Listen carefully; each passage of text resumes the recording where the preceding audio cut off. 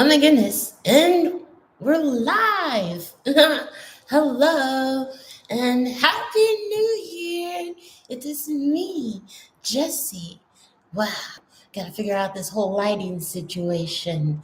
I am doing my second episode of Screenwriter Live.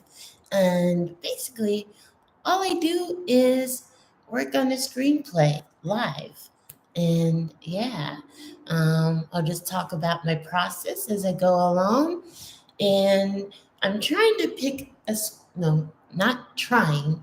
I picked a script that I could casually discuss as I write. And I call them my throwaway scripts. I have a lot of throwaway scripts that I don't necessarily care if they get hijacked by somebody and they make it into their own thing. Um, because ideas for me, they come as like digital downloads. Like I'll just be sitting somewhere and zoop, a whole beginning, middle, and end will just what feels like downloaded into my memory bank. And I get a lot of those. So some of them stick through years because it takes a while for me to sometimes write a script. But yeah, if an idea is really something special to me, it just really stays right there. It never actually ever goes away. But then there's the throwaways, they come and go, and okay, it was a fun passing moment. Anyways, um, but also I wanted to show this because I come up with so many different ideas, and I figured a way to help me to remember what it was. I'll write the title down on these popsicle sticks.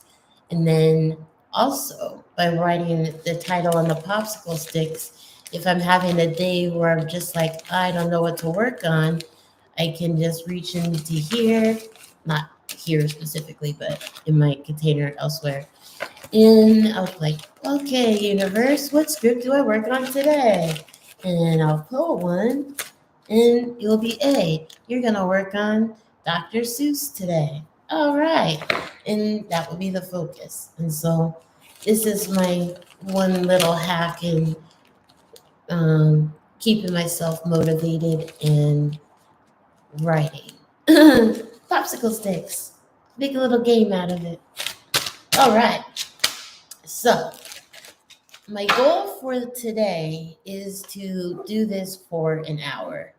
I am currently sitting in the room that my roommates and I are trying to lease out. And or I would love to turn this into my home base to do film productions. Like there is enough space in here to build a spaceship. And I think that would be so much fun. Not a full spaceship, but like a small little compact situation thing. So that's one hope for the future. If I can't lease out this room, is to make it my sound stage. And also, it would be my home base for my hopeful future nonprofit California Filmmakers Network. And what that is basically just everything all indie film in the state of California. Um, yeah. But that's for another video for another day. Screenwriting. I've been screenwriting for what seems like forever. Have I sold anything? Yes and no. So I've been contracted to adopt a novel into a screenplay, and then from there I was contracted to produce said screenplay into an actual film. Did that. It was an adventure. And then after that, I've been contracted to help other writers to clean up their screenplays, punch them out. Yeah. And then there was the one experience where it was a whole disaster. I worked on the script, cleaning it up, punching it up, and I sent it to the client. And I think it was within like 2.5 hours, he messaged me back and said, "Thank you. Your services will no longer be needed." That script was a disaster when I received it. I'm talking like chunks of just blank space, and then the text, the the dialogue mixed in with actions, and oh my god, it was a bloody mess. And I cleaned it up. I made it look really good, and I felt really good about it, and I sent it to him. And yeah, I don't know what happened beyond that, but yeah, be careful out there, folks. But anyways, so for today's project, the script that I settled on for this first series of live screenwriting is, it's a story that hits close to home because, as I mentioned, I'm currently trying to rent out the space. And one thing that has always kind of been on the back of my mind as I'm renting this space is, there's no real way to verify the people that are coming into the house. And sometimes I'm in this house by myself when I'm screening the applicants. And so if you can kind of guess where I'm going with the story is, I am going to try to write a feature around a lady. I don't know if I'll use myself within this story somehow, but yeah, this lady, she's renting out a room, and she has a couple. Basically, what I think I'm going to do was going to have like an open house situation. Because in my experience, trying to rent out a room to people, it's not easy, because people will say, yes, we're interested, but then they don't show up. So you get a lot of flakes.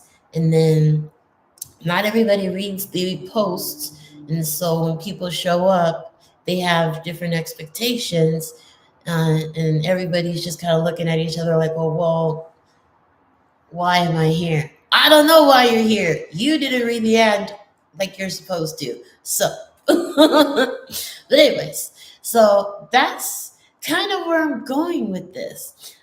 Person's trying to rent out a room, didn't have any luck with the individual scheduling, so she or he or they decide to have an open house. And the people that come to the open house, it turns into chaos.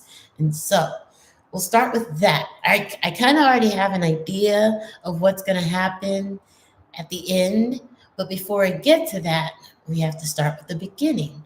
And so, um, one thing that writers will do or not do, it's really a preference. I don't know if it's really an industry standard, but outlines. I love outlines because, one, if you freehand a script without writing an outline, and say your computer breaks for whatever ungodly reason, and you can't get that work back, say you're 42 pages in deep and your stuff's just gone, what the fudge? That is such a horrible, horrible feeling. And that is one amazing benefit of having an outline all ready to go. Because if that stuff is gone, consider it as like a blessing in disguise, which means I can just go back and make it better.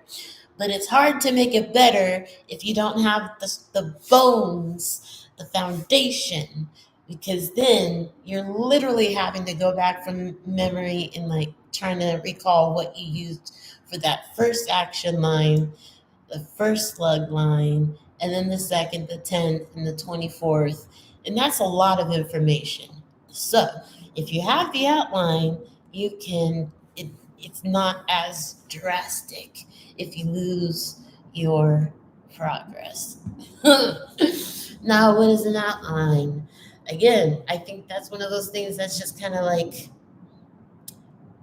I don't know if there is an industry standard. Again, as I mentioned before, I've never professionally sold a script. I've only written lots and lots of scripts for fun and assisted others with theirs, but I am not multimillionaire Oscar Emmy winning writer. I am just Jessica Brown from Urbandale, Iowa. But anyways, an outline in my understanding is the mechanism, the written bare bones of what your script is from A to Z. Now, in my outlines, they don't really follow a flow, each one. It really, as I mentioned before, I feel like I get digital downloads of a movie. So when I'm outlining, sometimes I'll just be like, Zeus crosses the bridge. Other side of the bridge is a troll. The troll is mean. He wants money. And then Zeus gives him all the beans. And then problem, stuff. Something that helps me to get from A to Z and as quick as possible. I try not to write prose because I feel like if you write prose or all the descriptive stuff, it just takes away that ability to just get it out of your head. And that's my goal when I'm outlining, is just getting everything, all the things that I see in my head, out of my head and onto the paper. Um, how long should an outline be? Again, I don't want to say nothing because Screenwriter, Twitter, they can be brutal. I don't want to get anybody to come yell at me at the start of this year. So I don't know. I don't know what the standard format for page count. I do know that eventually you do get into the realm of treatments and that stuff. So I would think, in theory, an outline, if it's just a quick in and out information, it should just be a couple pages. In my experience in outlining, that's generally what happens. It's just a couple pages, like 10 at the most for features. And then, yeah, trying to think. I don't think I did any more than 10 pages when outlining for a feature. And I feel like I'm even exaggerating that number. I feel like I don't think I've ever even gone that far. Um, yeah. Outlines they're so important. And then they're just fun to go back and look at. Once you've completed the script, you've printed it, you're holding it in your hand, and then you compare the script pages or the outline pages like that to the script. It's a good feeling. It's an amazing feeling. And yeah, and then you can put it in a binder. I'm a nerd like that. I put my completed scripts into binders with the outlines to keep them organized, cataloged, and looking pretty. And yeah, so outlines for this script. I don't know how I'm going to do an outline while doing live. I initially said I was just going to just dive right in. But again, like I mentioned before, if you lose your work, it sucks. I hate it. I was working on this one short uh, over the summer, and it started off so beautifully. The dialogue was just perfect. The characters was perfect. And then for some stupid reason, I don't know what I did, how it happened, but I lost the script. And when I went to go try to start it again, it wasn't coming out how I had it initially. And it just infuriated me. And I haven't gone back to that script yet because I'm just still very bitter and upset about how it lost when it was so good. But again, keeping it positive, it was possibly just a blessing in disguise. Could have made it better. in many different ways. And I say that I want I hope people understand, new screenwriters, even veteran screenwriters. No script is perfect. No script is perfect. You can write it, and it could be an Oscar winner. But as a director or a producer, just somebody with a creative brain, you would probably go back, you'll watch the film, and you'll be like, "Oh, I don't like that. Oh, I could have done that different." So it's never perfect. It's never going to be perfect. What is perfect is getting it onto a page for somebody else to see and read and do something with it. That's a perfect script. A tangible script is the perfect script. But how many times you go into rewrites, it doesn't matter. It doesn't matter because you're always going to want to do something different. And yeah. Anyways, okay.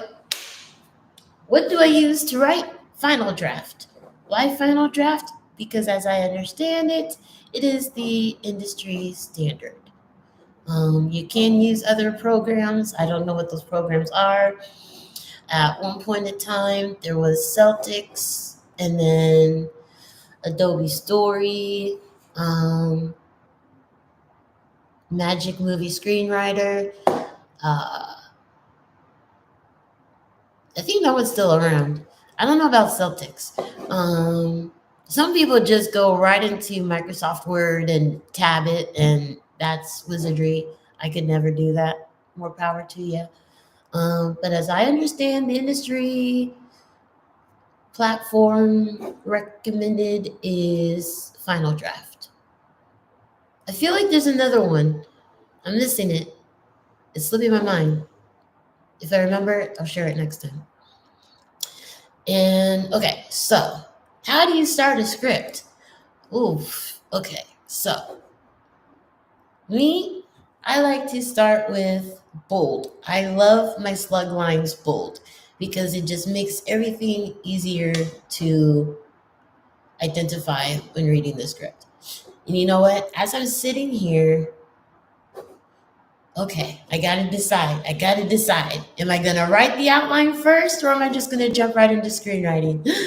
Ugh. If I get up and walk around and pace for a second, just bear with me.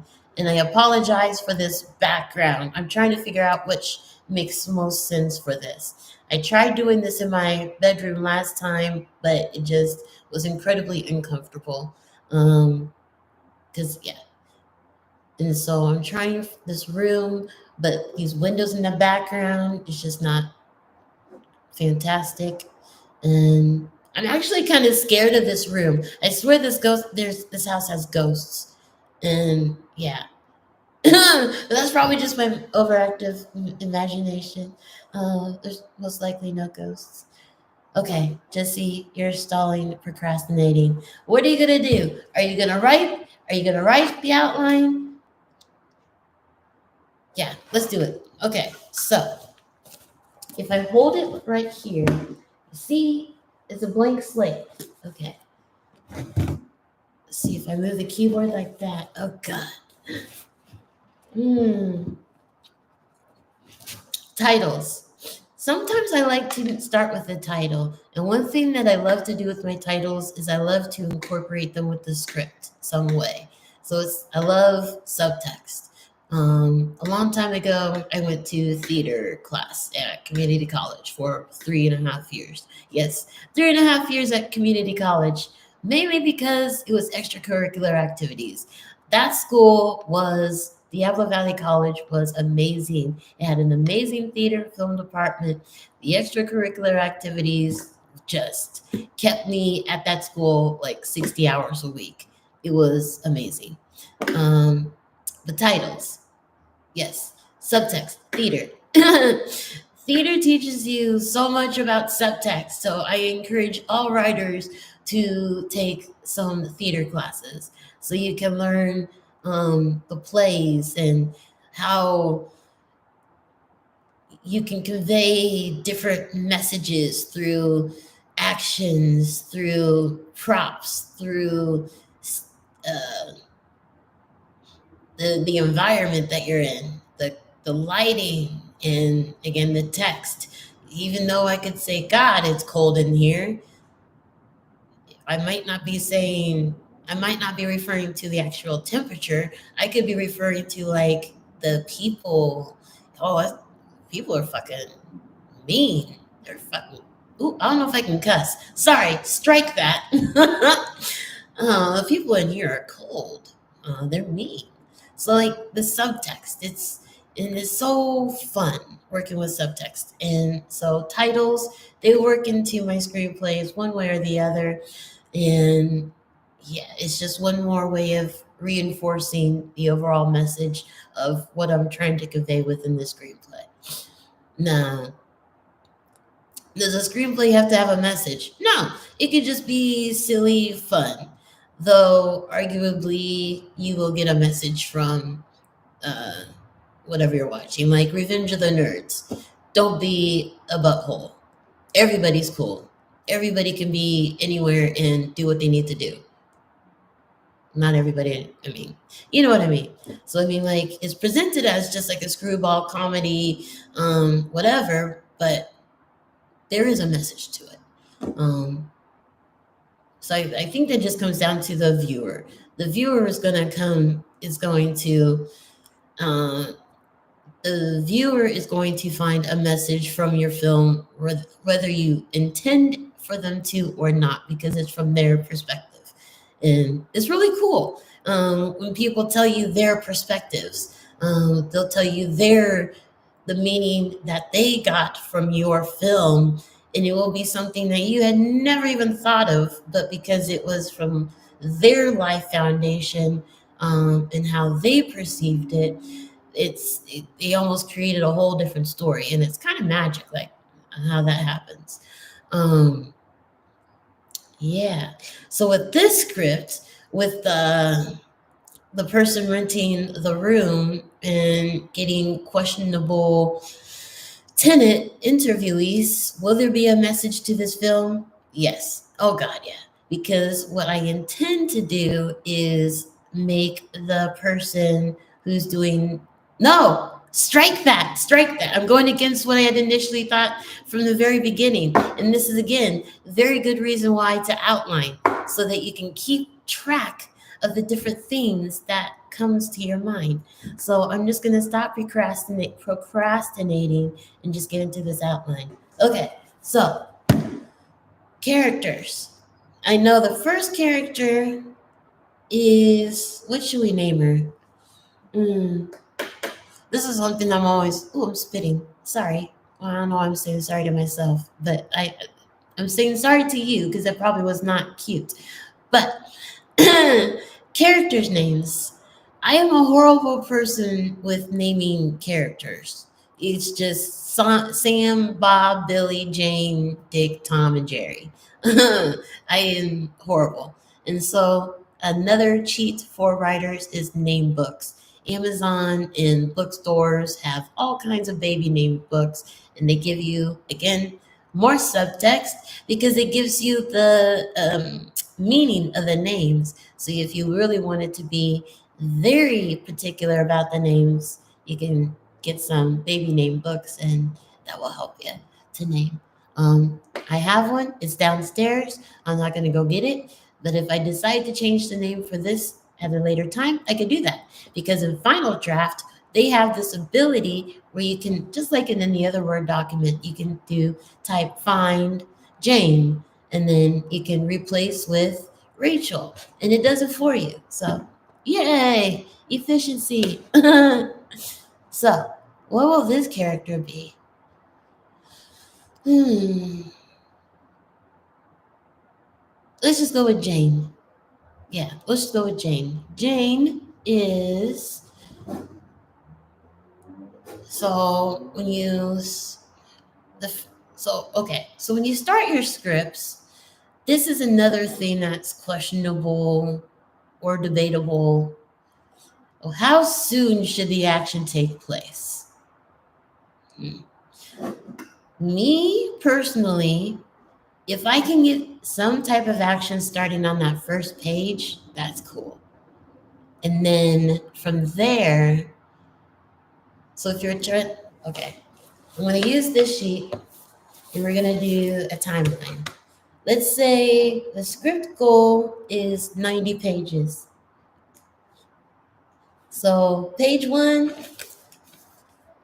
yeah, cool. We got our first page, 90 page. Yeah. So on page 90, you're going to type fade out. Your person has their resolution, everybody's happy, etc. Page one, you're introduced to the character, the main character, who's going to carry this whole entire movie.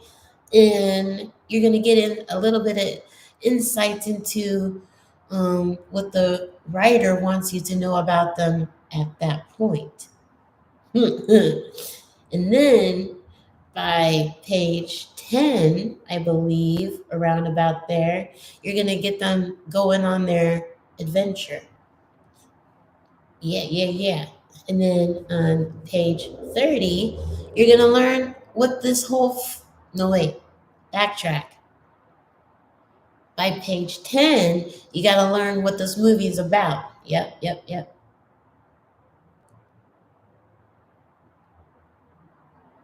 And then 30 is when the action gets moving. So like I think like if we were to think of Star Wars, that's when Luke gets called into adventure by having to decide to go follow the old guy. I'm so sorry I'm butchering this. And so I should have did Ghostbusters. But anyways, and then from page 30 to 60, that's when you have all of the trials, like 1, 2, 3, or obstacles, the conflicts. And then 60, you get the resolution, the aha moment. This is what I have to do to get the objective of what I need to accomplish. And then from there, 60 to 90, it's all action. Take back. Survive. We will survive. And so, yeah, you get something that kind of looks like that. So for this, let's say Jane, she has a room available and she needs to get it rented ASAP because she can't afford it by herself. So, to reflect that, you and I instinctively need to depict that somehow. And I feel like starting a conversation with the landlord on page 1 would be the best way to get started with the circumstances or the direness of what's going to potentially happen. Yeah. So, page 1. Jane. I need to start a new page. I'm starting a new page. Sorry. You. Blank page. All right. So, Jane has. Should she get a notice first to call the landlord? Like she gets a notice on her door, like, hey, urgent news, I need to talk to you, call me? Or should it just start off with the landlord is pounding at the door? And then also it asks the question, what was going on the night before, the day before, the months before to make her not be able to get this rent? Like, why did the person leave? See, asking questions, it just causes the story to go in so many different directions. Like, maybe the person vacated the room because they were doing something sketch. Oh, gosh. Okay, so Going back to the beginning, Jane, let's say, for the sake of this, let's say, because it's kind of interesting if it just starts off with the person just like, where's my money? But not like that, but like that. Yeah. So Jane's awakened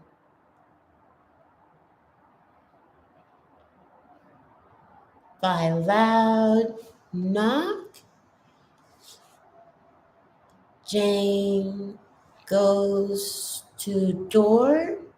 Now, okay, so that's only two action lines, but the simple Jane goes to door, that's the opportunity to describe the environment. Was she having a party the night before? Was she having an anniversary and it just went a wire? That's not the word. You know what I mean? Was she having a birthday? Was it a holiday? What was going on? Like, is she a drunk?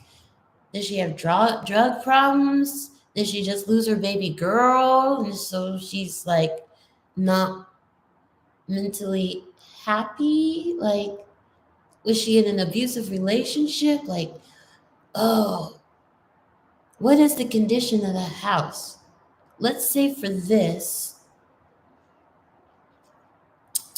let's say, oh, so this is where doing character breakdowns before getting into the story of writing is beneficial because having a character breakdown kind of not it doesn't necessarily write the script, but it does kind of write the script. Like if you know who Jane Schmaine is, like you kind of already instinctively know how she's gonna move in different situations. So like starting in this without a character description is gonna make it a little bit more tough because you're gonna I'm gonna be making it up as I go and to keep track of it. But okay, so for this, let's say because I'm still trying to keep the end in mind because I'm really loving the end.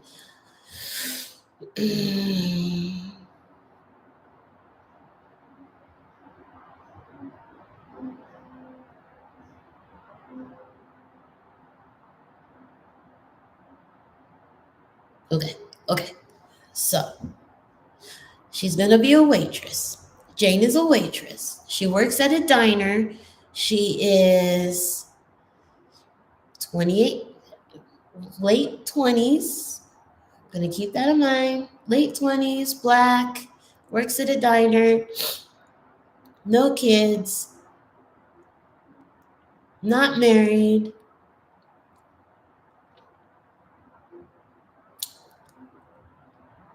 Because if she was married, I kind of feel like it almost gives a little too much possibility of guessing why the roommate, why the person would be there to interview.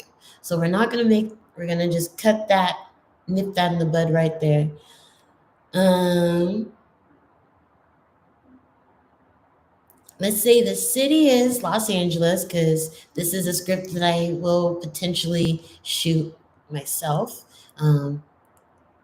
Because hopefully, not hopefully, but hopefully the room is still available and then I can just shoot this myself here. So yeah, she's a waitress, late 20s. The night before, so let's say the night before it was a craft service day. She didn't make the money in tips that she needed because she knew the landlord was going to be there that morning to collect the money. Bam! Like that. It's like that. And then, okay. So she's still in her waitressing clothes and she does have an alcohol problem. Make note of that. So I don't forget. Now, I know life or art imitates life. I do not have an alcohol problem. No shade or shame to anybody that does, but I just want to nip that in the bud right now, too. Okay. Anyways, carrying on. Um, she goes to the door. She's still in her waitressing outfit. She's just looks wrecked. And the landlord, let's say, is 50s. Let's make him racially ambiguous.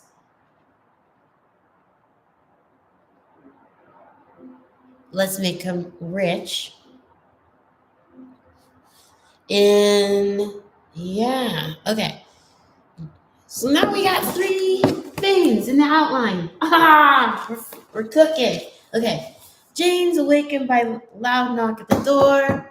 Jane goes to door. Landlord, 50s, racially ambiguous, rich, standing in front of her. And he's angry,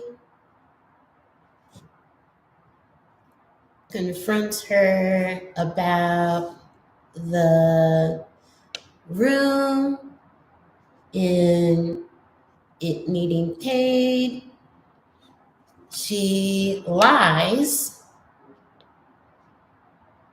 and says she has, no, she doesn't. Okay, so she kind of lies. She just randomly comes up with the excuse that she's going to have an open house. Yeah. Okay. Meow, meow, meow, meow. So she doesn't lie. She comes up with the excuse that she's having an open house. Comes up with excuse.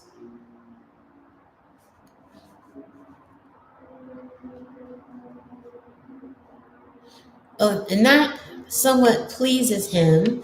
So he gives her the deadline.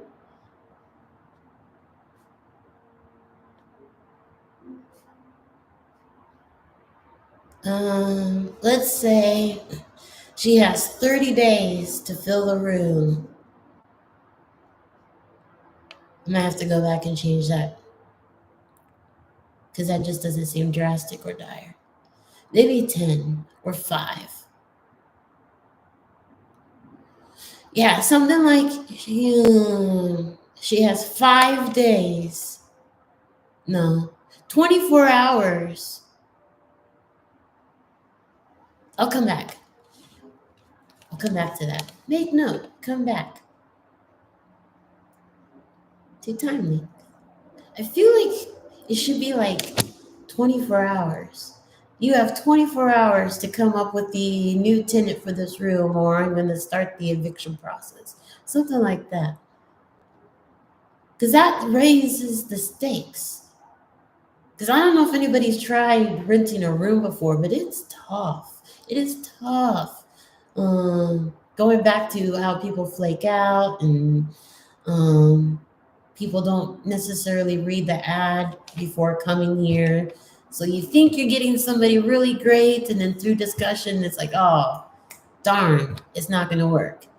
And there's all different kinds of things why it doesn't work, and it's a lengthy process. So having it 24 hours, that seems kind of like, oh, damn. Oh, damn. Okay, so that's what we got so far. Okay, so she's got a time limit to find new tenants. They break off. She goes back inside. Um, let's say she tries.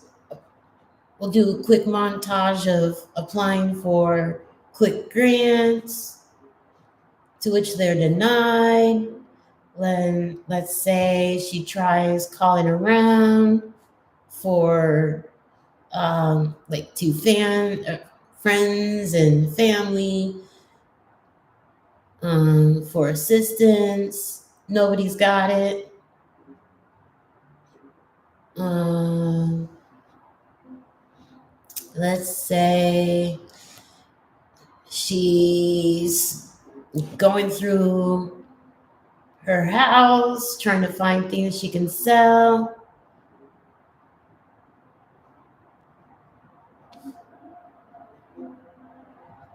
And she's got nothing. Then, um, let's introduce a new character. Let's say her best friend. Let's call him. Let's call him Coffee. No. See, that's why I don't name people. I say coffee because I got coffee. Let's call him. Gosh. Another thing with naming people is you can't use like it's bad to use names of people that you know because like you can get sued and shit if they think it's about. Sorry, I'm a cusser. So if you hear cussing throughout this thing, I'm really sorry. It's just me. I will be better about filtering. Um yes. Let's call him John. No. Um Robert? No. Ian. Yes, we'll call him Ian.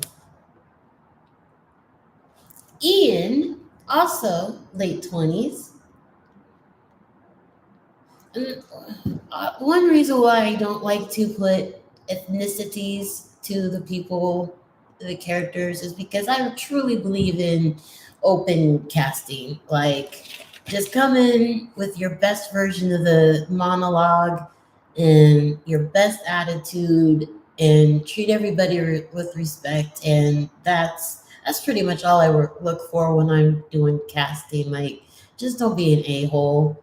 I don't care race, gender. I mean, gender, if it's,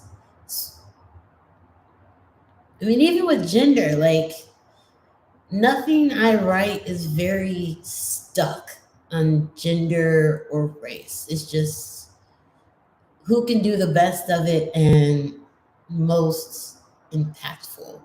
Yeah. And again, not be an a hole in the process. So Ian, he's late 20s, race, open. Um, he's got to be kind of opposite of Jane. Jane is frazzled, wouldn't say irresponsible because it's not her fault that this roommate just up and bailed on her. But maybe she's new to this area and Ian could be like a lifelong resident, and that could be used in how they interact with each other. Like, what do you mean you didn't know he was gonna do that? I mean, noob, you should have known better, noob. Or like, you've born and raised here. You know what to expect from the people in this city. I'm new here. I don't know what to expect. So like the dialogue could be, yeah. So I think that's what I'm going to do. Ian is a resident of LA.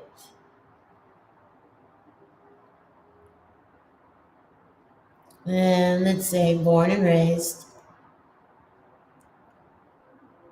And then Jane, let's say she's been here. This is her first year. No, 6 months. She's only been here 6 months.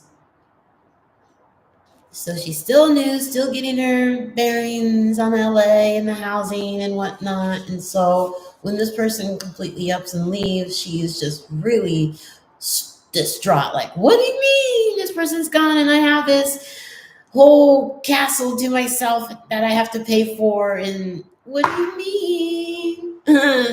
So yeah, stakes have been raised. Late 20s, born and raised in LA. He comes over. Um,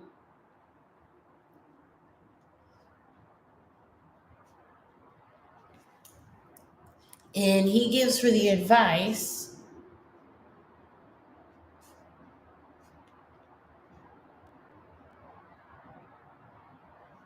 mm, he to post on a website looking for a roommate, immediate occupancy. And he convinces her because initially she's like, no, I don't want to do that. I hear bad things about people on that stuff. So initial reaction is no, absolutely not. But something happens, and she's like, okay, um, oh, okay. So what if at the start of the conversation, he's like, okay, I'm going to give you 5 days to find somebody. And then she gets a text like, you know what? No, you need to get this done ASAP. And so that kickstart her into writing the ad. Yes. Initial reaction, no. Receives text message. Change of plans. So she posts. She makes the ad. Oops. Oops. I can't spell anymore. Okay. She makes the ad and posts. Okay. So let's say fast forward like no, maybe because sometimes you can get a response really quick with these things. So I'm thinking they go and make a drink because she's a drunk. That's right.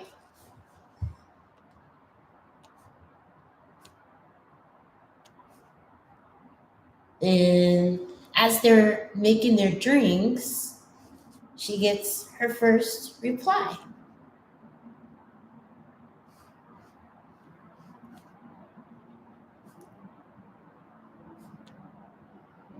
Okay. So she gets her first reply and they're excited. She's excited. She's scared. She's nervous. And he convinces her like, yeah, you should check it out. It's gonna be good. It'll be fine. And she asks him to stick around. She doesn't want to be there by herself. And he's like, no, I can't. So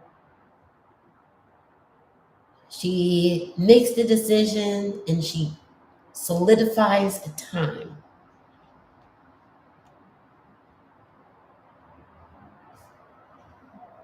Yay. Okay. So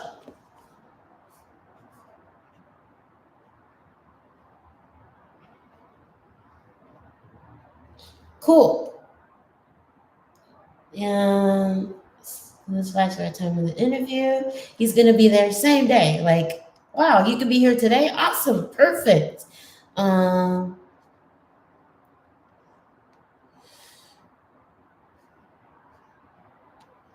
so he'll be there in let's say a couple hours. Now, okay. So my intention for this script is that it all takes place in one day. That's that's the goal. So it shouldn't be a couple hours. It should be like, hey, I could be there in like 10, 20 minutes.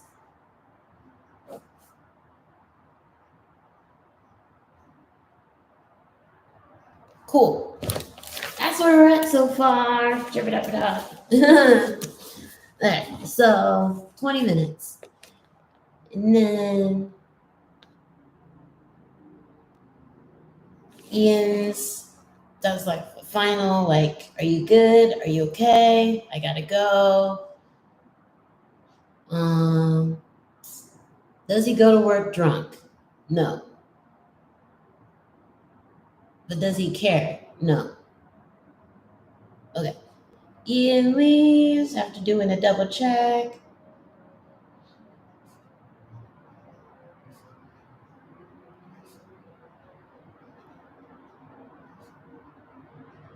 Okay. And so now she's there in the space by herself. I would think she's doing a quick run through, making sure everything is perfect. And that subtext is giving the viewers information about the house setup.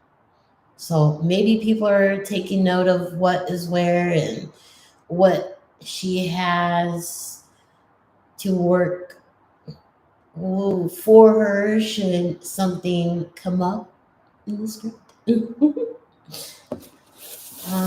So she does a quick cleanup, revealing the house setup. And as she's doing the cleanup, or as she's finishing, dun, dun, dun, dun, the doorbell rings. Let's call him Zach. Yes. Zach, the potential roommate, has arrived. Now, I think it would be interesting that Zach has an extra person with them. Because that's happened before. I've interviewed people where they would bring like a brother, sister, partner, um, friend to see the space and do the interviewing. So I'm thinking I might set this up to have Zach has a partner with him.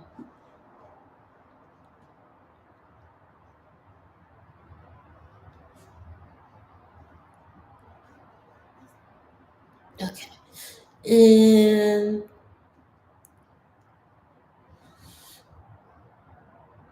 okay, so and then that throws Jane off, like, whoa, because we already know she's nervous about this whole thing. She's still new to the area, so she doesn't really trust everybody, and she's had or heard of bad experiences from these sites. So Jane is um, not alarmed, but it throws her off that Ian throws up with an additional person. Um, yeah,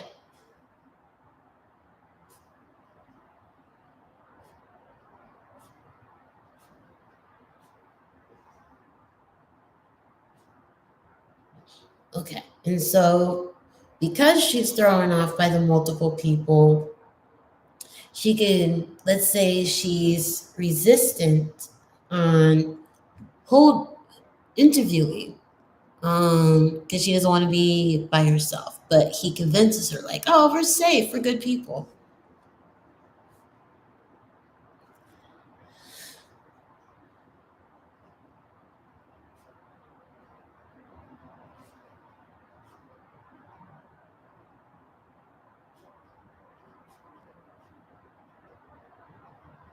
Or maybe he could be like, well, maybe they can just wait outside. Would that be okay if they just wait outside?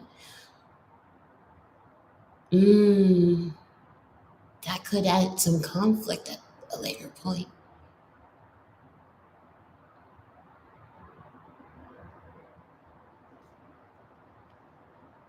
Dun, dun, dun, dun, dun, dun, dun. Let's have him come in. Okay, okay. So they go in. Yeah.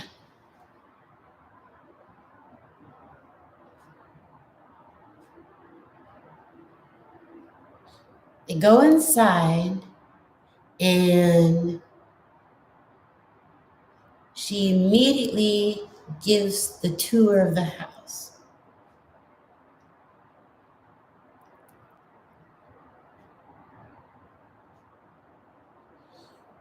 And then they have a meeting in the common area, a fact finding meeting.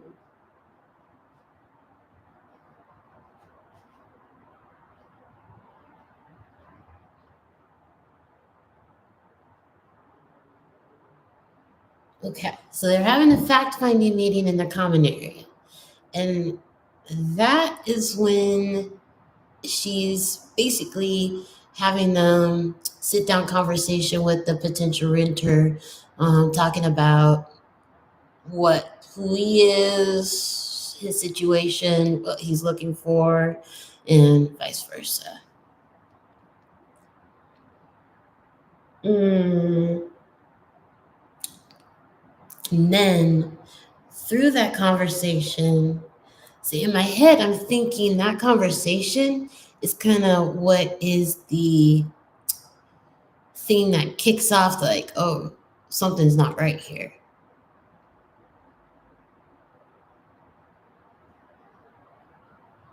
Yeah.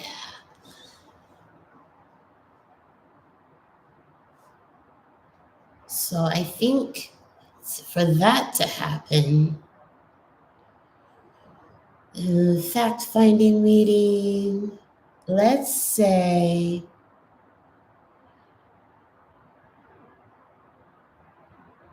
the friend breaks off to go upstairs to take pictures of the room because they forgot to do so. Yeah. Let's give the friend a name. What should the friend name be? And then should they be a girl or they or and that's something that I also struggle with. So I don't know if somebody can give me advice on that. Like how do like for me, I often find it uncomfortable to make another black person a bad person in a film. The reason why I struggle with that is because we already have so much like con- judgments. Like for myself, when I'm walking down the street, the amount of people that will clutch their pearls as I'm about to walk past, it's like I rescue snails off of the street after it rains. I have absolutely no intention, desire, or thought to do anything drastic to you or anybody. So it's just like, I don't want to add on to whatever people perceive of people of color. But it's also like there are people of color who do bad things. And so that's just one of the things that I struggle with writing is making people of color a bad person. And then that also goes into the the identifiers, the LGBTQ community. Like, can you make somebody from that identifier a bad person in a movie? Can I do that? I feel like I can't, and I feel like it's just I don't know. But I don't want to be exclusivatory. Like, you know what I mean? Like, what do you do? What do you do? And so, like, I don't like having to just automatically fall on it's a white person as the bad person because it's not realistic. It's not always just a white person. Um,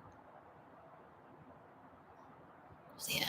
So for this purpose, I think I'm just going to keep it safe and just make it a white person that is the friend.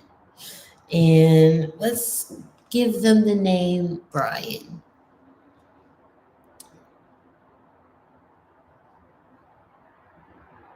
the friend Brian breaks off to go take photos upstairs.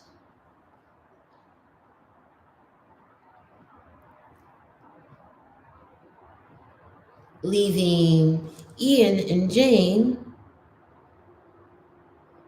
by themselves.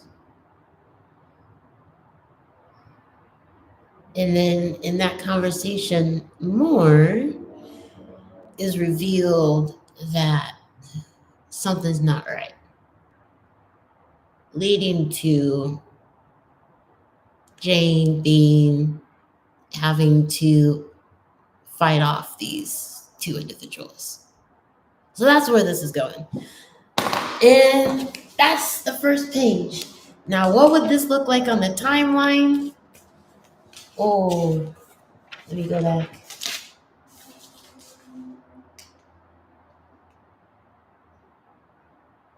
Yeah, that would be the first 10 pages. Yeah. If I were to write this right now, I think this would be the first 10 pages. I think. But that's what we've got for today. We are at an hour, and I said I was going to do this for an hour today. And so, yeah, I think that's a pretty good start. I think the next time that I come on, I will just jump right into actually typing this, and then we'll see what happens. Because we got dialogue to fill in, and action, and yeah. All right. Well, thanks for joining with me on this adventure today. What will this title be? I don't know yet. I have some ideas, but again, I got to get further in the script to see what happens. Yeah. I'm Jessica Brown, and I'm writing a screenplay live. And this is the outline for the first. I'm just estimating 10 pages. And Happy New Year. And I'll see you next time. Bye. Na na na na na na na.